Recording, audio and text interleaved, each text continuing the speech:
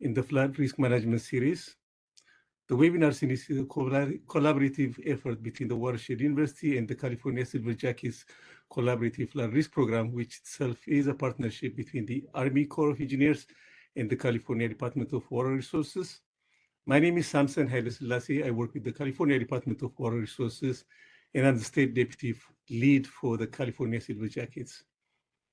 So the California Silver Jackets initiated this webinar series as part of its California Post-Fire Flood Education Project to support community leaders in their efforts to build resiliency against flood after fire, to prevent and reduce risk of post-fire flooding. And as such, by inviting relevant agencies to participate, the webinars aim to facilitate outreach for communities about flood after fire risks, to communicate and share useful information and experiences, and highlight and communicate resources in post-fire flood risk management. Next slide, please. So today's is the third in the flood risk management webinar series. As you can see, the typical disaster flood risk management life cycle has 4 phases: preparedness, response, recovery, and mitigation. The first 2 webinars that we held back in April and June were focused on preparedness and response. The theme for the third webinar today will be mitigation. And we're fortunate to have a presentation by a representative from a federal agency engaged in flood after fire, disaster recovery and mitigation assistance activities. Next slide, please. So here's today's program. The program, with this program, we'll start with a brief overview of the Silver Jackets program, as we've done at each of the previous webinars, followed by today's main presentation by the NRCS, the USDA's Natural Resources Conservation Services, for about 30 minutes or so. Afterwards, we'll have questions and answers before wrapping up and concluding today's webinar around 12:30. So at this point, I'll hand it over to Danae Olson from the Army Corps to start us off with the Silver Jackets overview. Danae? Yeah, thank you so much, Samson, and good morning, everyone. I apologize. There was a bit of a connection situation that just happened there, so I got booted for a minute, but glad to be back, and hopefully I can be here for the whole rest of the time. So just want to share a quick overview of Silver Jackets with you all. My name is Danae Olson. I work with the Army Corps of Engineers out of the Sacramento District in the Flood Risk Management Program. But before I start talking about Silver Jackets, I would love to hear from the folks we have on the line today. If you could just use the chat to let us know if this is your first time ever hearing of Silver Jackets, if you've heard of it, but you're not sure what it is, or if you're a Silver Jackets veteran and you've been on several projects, or you've had Silver Jackets, you've worked maybe with Silver Jackets on a project and have had a great success story. So if you would please just use the chat here for a moment and chat that in, that would be awesome.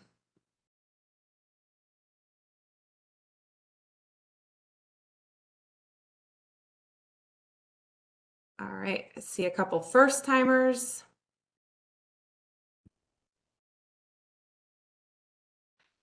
Silver Jackets veterans, great. Okay, heard about it a few times.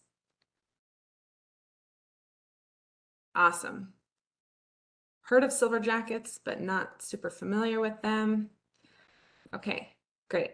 That's helpful as we go into today's presentation.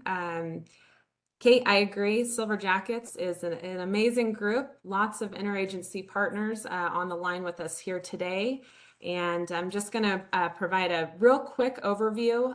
But after today's presentation, if you have any questions about what Silver Jackets may be able to do for your community, please reach out and we'll make sure we provide the contact information for our flood risk program manager who helps to run the Silver Jackets projects as well.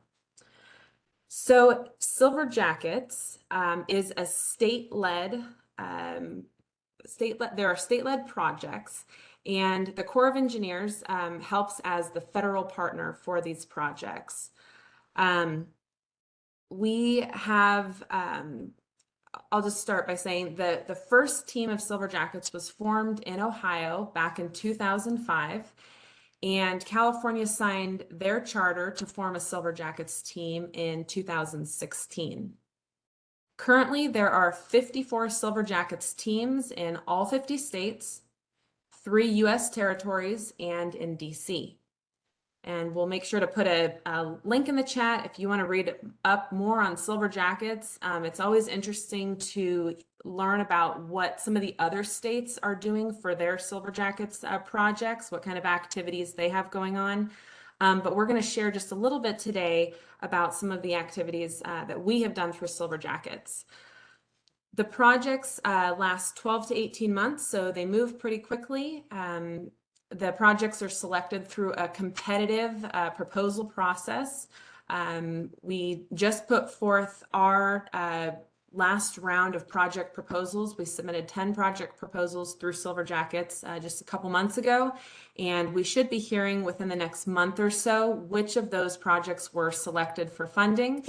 And for the ones that were selected for funding, those will be initiated in October or November of this year. So the project proposals are put together with in-kind support from different agencies. We usually have a local, a state, and a federal agency in order to build this project proposal.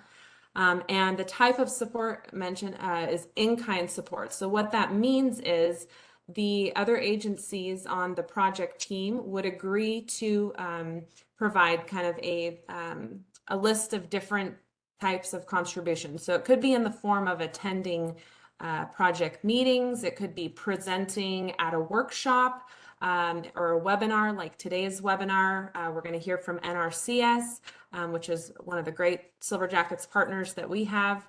And so the project proposals typically are submitted in the spring. We hear the results of what was submitted in the summer, and then we initiate the projects in the fall. Silver Jackets projects can focus on all 4 phases of the flood risk management cycle. So response, recovery, mitigation, preparation, and training. And again, we're going to go through some specific examples of what types of projects, what that looks like. What does a Silver Jackets project look like? And Silver Jackets projects move through this collaboration continuum. So all the agencies out there have different services, different sectors. We all kind of coexist, but are often self-reliant. And through these projects, we are kind of making friends before we need a friend, creating these teams and these effective working relationships, before a disaster. With Silver Jackets being a program that focuses on flood risk mitigation, it's great to have these projects that move through communication, cooperation, collaboration, and then the result being having a collective impact, new organizational services, and integrated organizational services. And sometimes it takes multiple projects to work through that. All right, so real quickly, I'm going to run through some examples of interagency projects that have been developed by Silver Jackets teams. Floodplain mapping and hazard assessments. So if a community has a flood problem and is interested in learning about kind of the highest risk areas and how they might want to prioritize their resources, this could be a type of project idea that they might want to pursue through Silver Jackets. Emergency action planning. We can help to update an emergency action plan for a community. We can also help to create one for often smaller rural communities don't yet have an emergency action plan. So a Silver Jackets interagency team could be a great resource for that community to help create an emergency action plan. Education and outreach. Silver Jackets participates often at large local events like we have here in Sacramento, an annual Sacramento High Water Jamboree, where emergency managers and other folks in the emergency management industry are getting together for a large kind of fair where residents can come through and learn about what the different agencies and organizations do.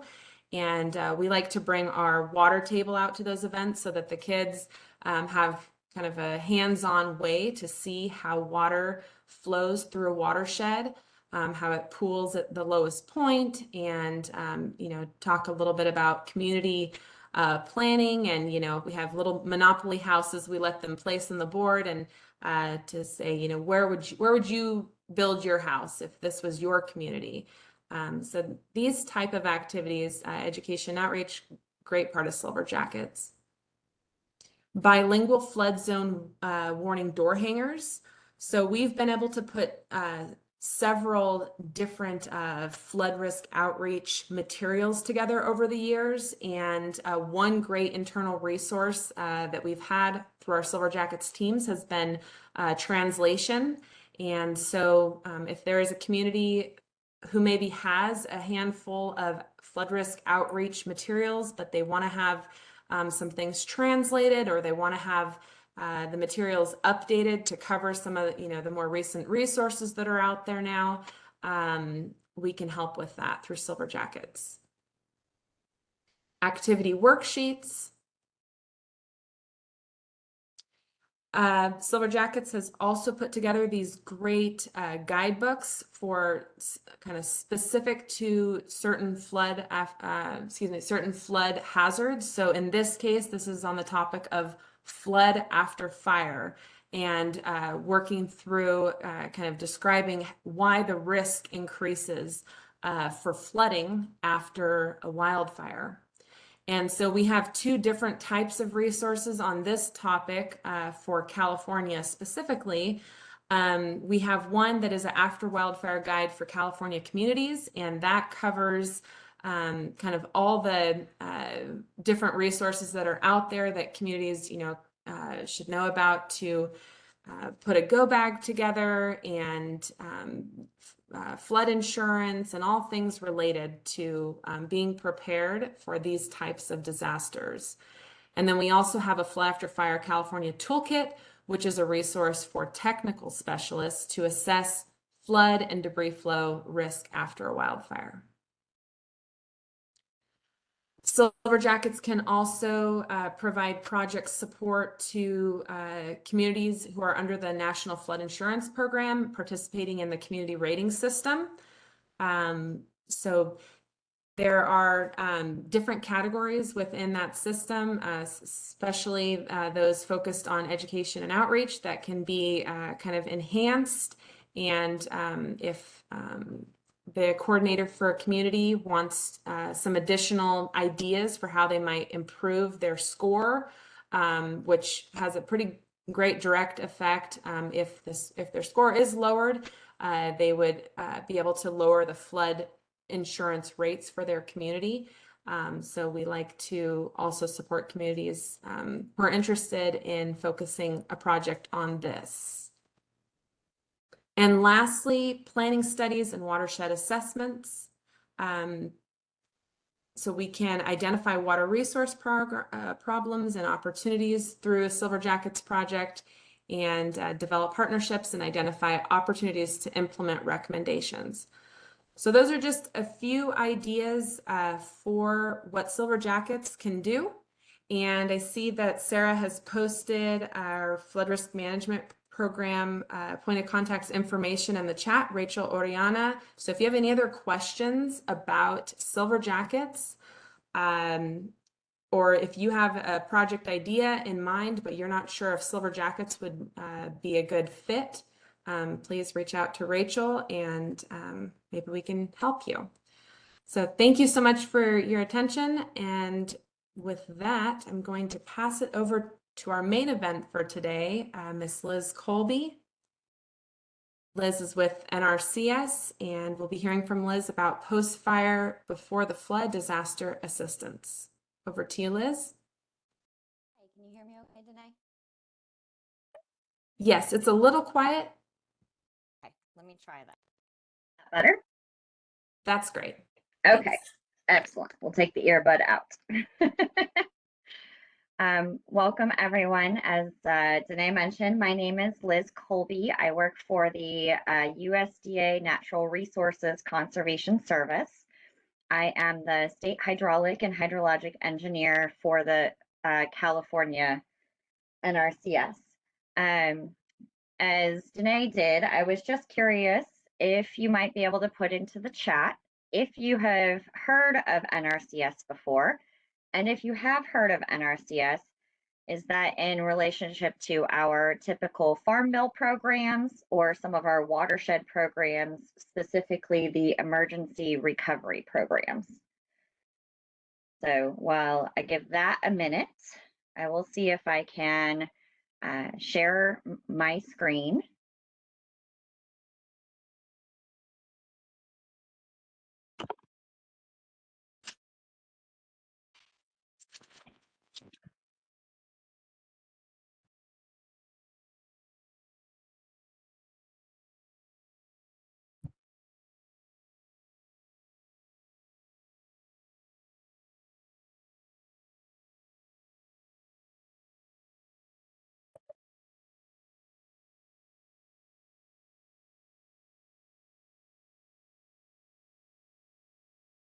Okay.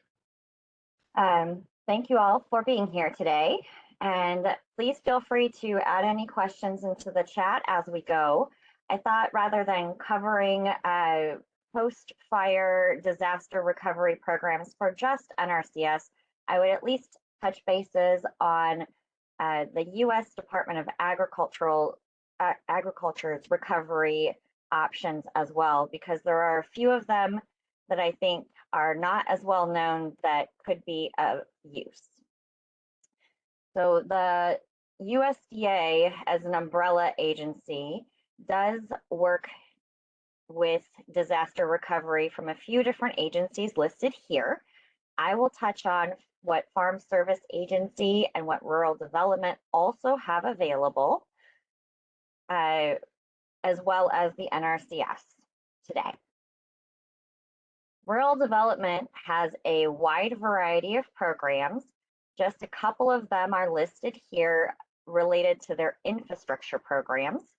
And at the end of this presentation, I will put a link into the chat for the Rural Development website where you can get some more information on these programs and a variety of other ones. The Emergency Community Water Assistance Grant has been a very popular one this year related to water security for small communities. Farm Services Agency also has a number of emergency programs, not all listed here.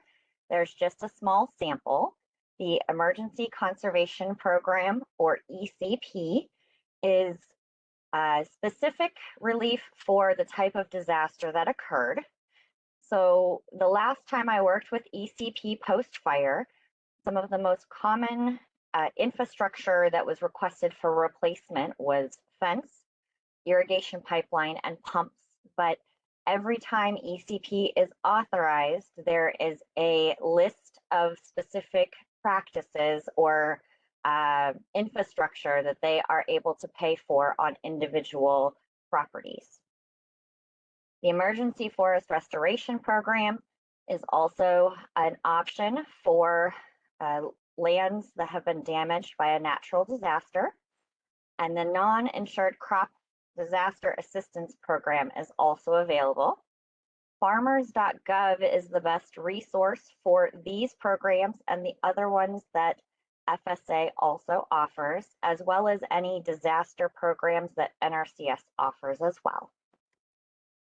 So now I can talk to you a little bit more about the programs that I'm very familiar with the Natural Resources Conservation Service, my agency. I'll be going through a variety of them, but and these slides can be made available at the end to have all of these links, and I will also put the website links in during the Q&A session later into the chat. Conservation technical assistance is the bread and butter of what NRCS does. Basically, somebody calls the local field office or whoever picks up the phone and asks how they can assist. That is what's considered conservation technical assistance. A lot of times post-fire, that results in a site visit to an individual property or a series of properties. And that helps the field office staff determine what potential financial assistance NRCS might have available. A lot of times there is no financial assistance available post-fire, but NRCS for some clients, but that doesn't matter. We still spend the time with the clients, especially if we have the WERT or the Watershed Emergency Response Team maps from CAL FIRE available to help clients understand what their post-fire recovery strategy should be, even if that means monitor and do nothing at this point. Another, one of the primary financial assistance programs is called the Environmental Quality Incentives Program, or EQIP. And the best contact for that is, again, the local field office. The forestry is a big part of the EQIP program, and it can be used pre-fire or post-fire to look at a forest in terms of its plant composition or forest structure, its plant productivity and health, if there are pest pressure issues or wildfire hazards. NRCS as a federal agency is required to be in compliance with NEPA, or the National Environmental Protection Act. And while that does not necessarily take a lot of time for clients, it does take patience on their part while that process is completed. Applications are accepted year-round, but they are selected for funding in batching cycles. This year, due to the floods, there was a specific EQIP disaster fund pool, but the application date was June 16th for those particular applications.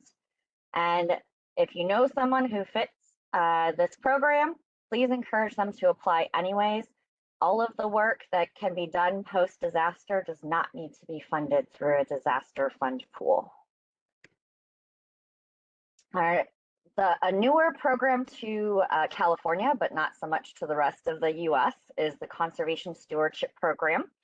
This is an above and beyond type of program for a site where all of the forestry resource concerns have already been identified. So this is a great tool for pre-fire management, but it is not a good fit for post-fire response. The program that many of you may have heard of is the Emergency Watershed Protection Program. And so EWP allows communities to address threats to life or property resulting from natural disasters. It does require a local sponsor to request the program, not an individual landowner. It can be used to remove sediment and debris from stream channels, to reshape and protect eroded stream banks, to divert debris flows around structures, to repair levees and other critical infrastructure. EWP cannot be used to address the same structural issue 3 times within 10 years, to address existing operations and maintenance issues such as plugged culverts, to repair, rebuild, or maintain transportation facilities or utilities. It can protect them, but not repair, rebuild, or maintain. It cannot be used to restore projects installed by another federal agency, such as a dam that was installed by the Bureau of Reclamation, or to repair coastal erosion. So why does NRCS do EWP? The first major reason post-fire is to prevent debris flows from going into homes.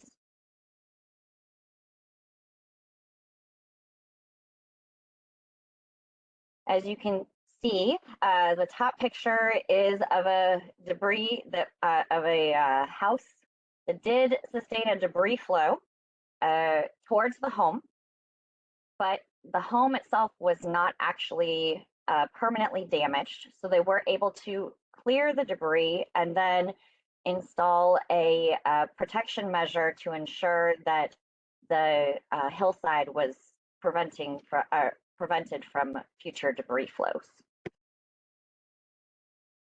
Another reason that we do it is to clear sediment from existing stream channels, and trash racks to capture rock and debris from burned watersheds so that it stays on the trash rack and does not go into the infrastructure below.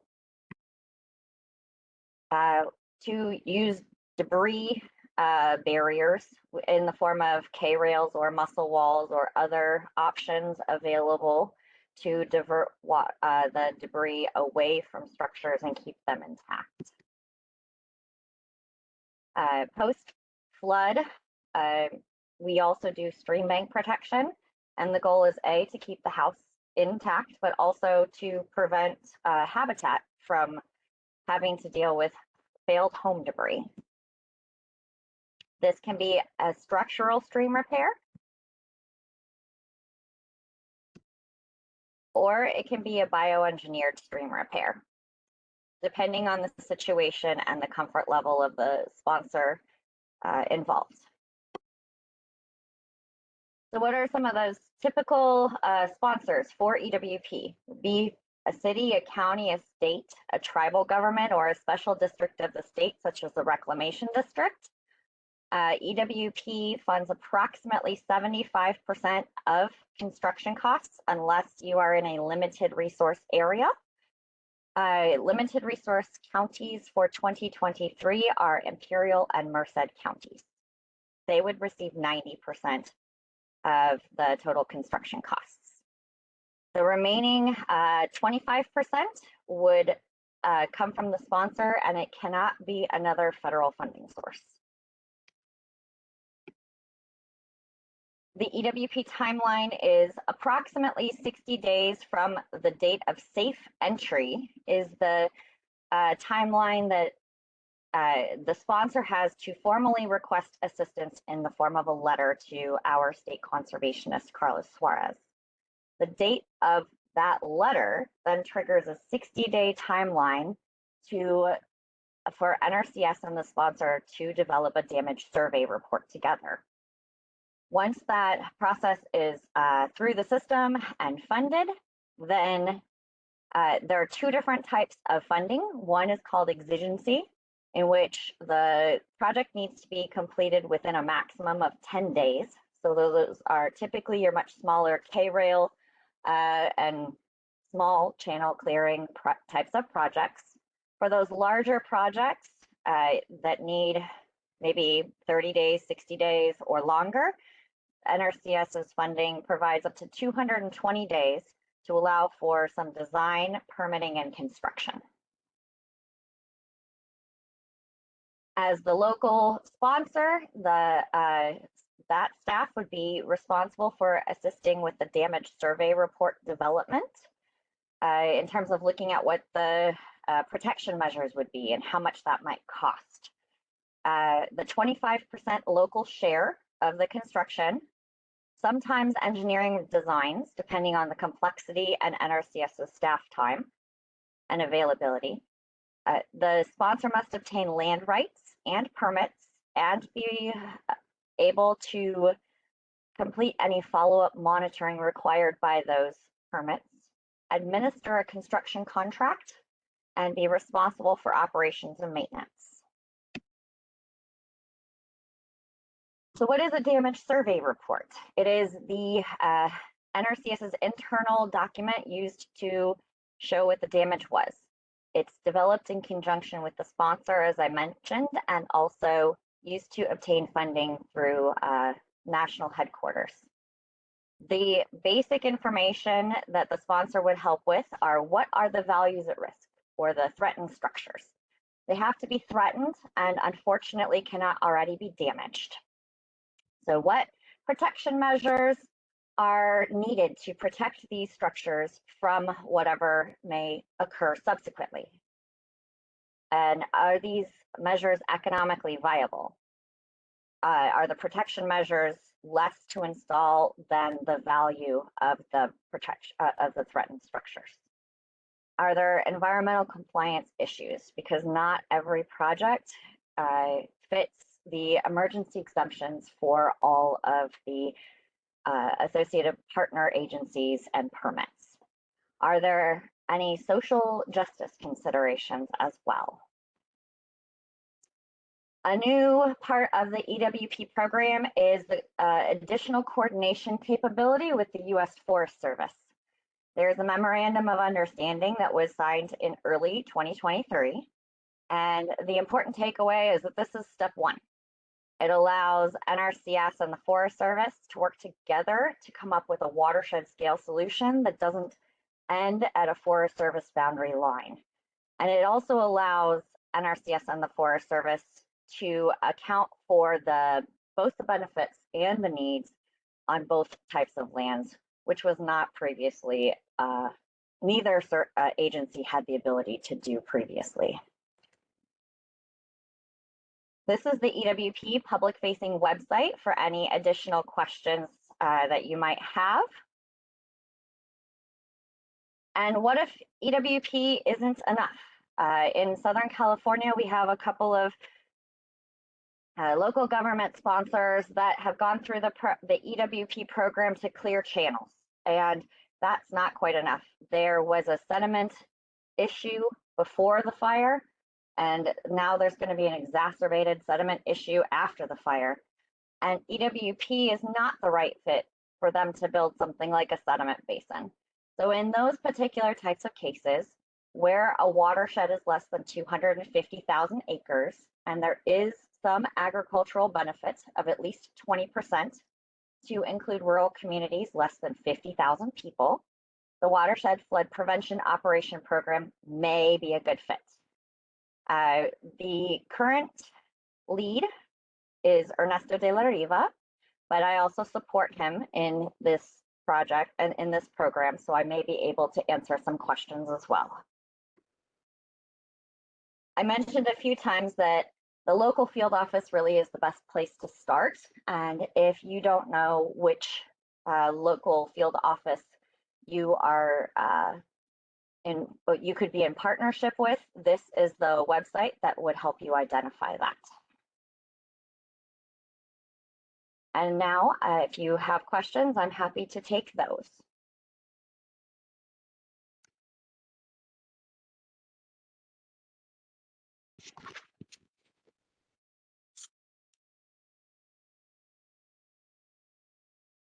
Great, thank you so much, Liz. It looks like Miranda shared the EWP program link in the chat for folks who want to check that out. And Miranda's asking if you could go back to the website, the next to last slide. Oh, yeah. Let me do that.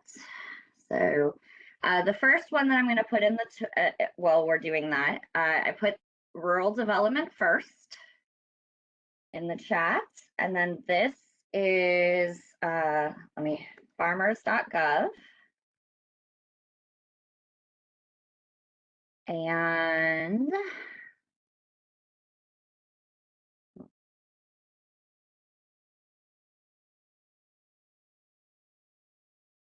see.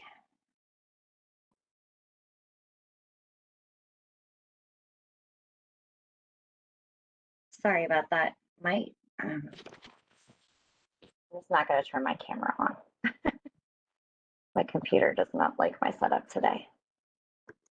So the second to last slide was the Watershed Flood Prevention Operations website, and I can put that, oh, no, that's one.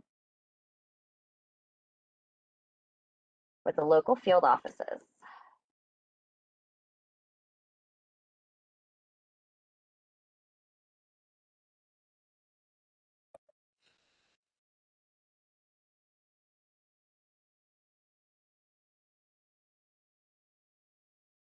I see that in the chat, most people are familiar with the NRCS Soil Sciences Division, and they will be happy to know that there's going to be a very new web soil survey that will have a lot of additional features coming out in the next year or so.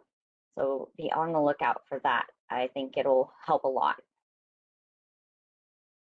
And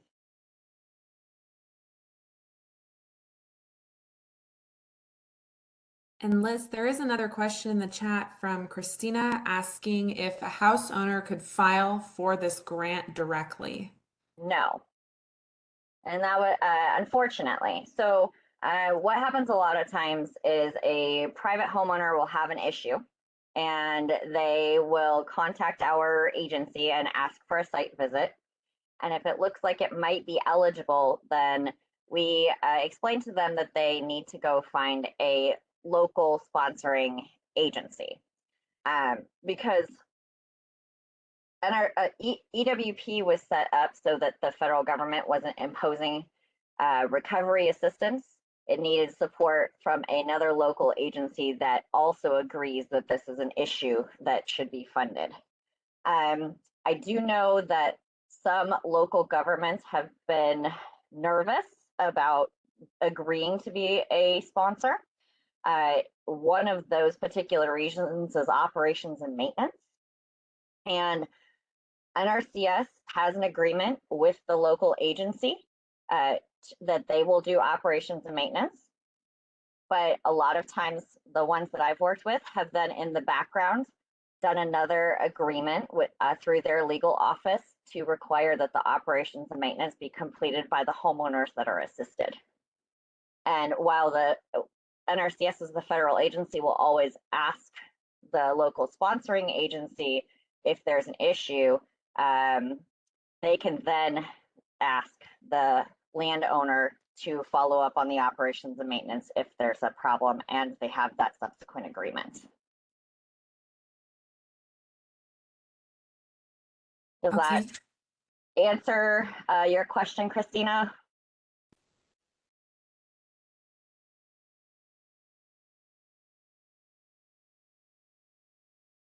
If you are interested in having a presentation similar to this, specifically on EWP for the individual agency that you work for, please reach out. We're happy to do that, especially during non-disaster times, just to allow potential sponsors to kind of think through the logistics and whether or not they would be willing to be a sponsor, and ask some more questions, have a legal team available, any of those sorts of things. Because I know that post-fire and post-flood is not when the local agencies really want to be thinking through the logistics of it, because there's so many other things going on.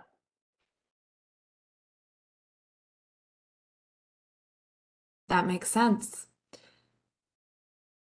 Okay, we do have a couple more minutes if there are other questions for Liz.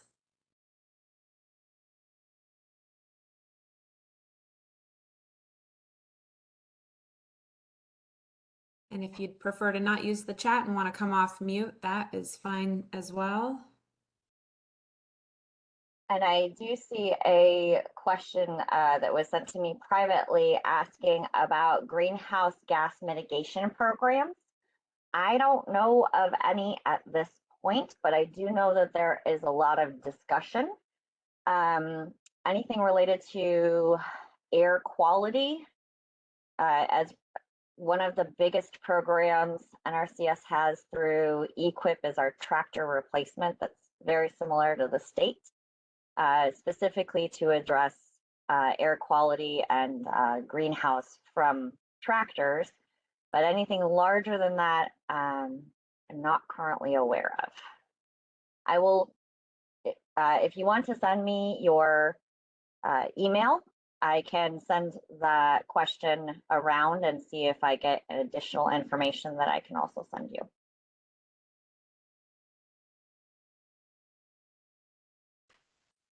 All right, excellent. Thank you so much, Liz. Okay, and with that, we'll turn it back over to Samson to close us out for today.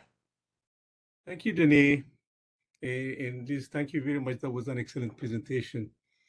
So this concludes our webinar for today. As you can see in the risk management life cycle, long after emergency response task forces and teams have demobilized, communities have to recover from consequences of flooding disasters and work towards implementing planned pre-disaster and mitigation measures. And of course, planning for mitigation and post-disaster recovery make communities safer and are extremely important in actions that community leaders take to reduce their risk on flood after fire. And oftentimes those two go together: recovery actions, rehabilitation, repair, and bringing infrastructure and household back to pre-flood conditions can be costly, but can offer new opportunities for improvements as well, themselves at times serving as mitigation measures or trigger mitigation strategies, which would build resiliency against future risks. Next slide, please. So the final webinar in this series, webinar number 4, is scheduled for sometime in August. We haven't decided the date yet. It'll be focused on recovery phase of risk management. Please look out for the webinar invitation and webinar details, which will be emailed to the Silver Jackets community in the coming weeks. And one more reminder, if you think of a Silver Jackets project that might be a good fit for your community, or you have some ideas for a potential project, please contact the Silver Jackets lead coordinator, Rachel Oliana. I believe her contact information is posted in the chat. I would like to thank both our presenters today, Danny Olson and Liz Colby, and thank you all for attending today's webinar. We look forward to seeing you all next month at the next webinar. Thank you again and have a great rest of the day.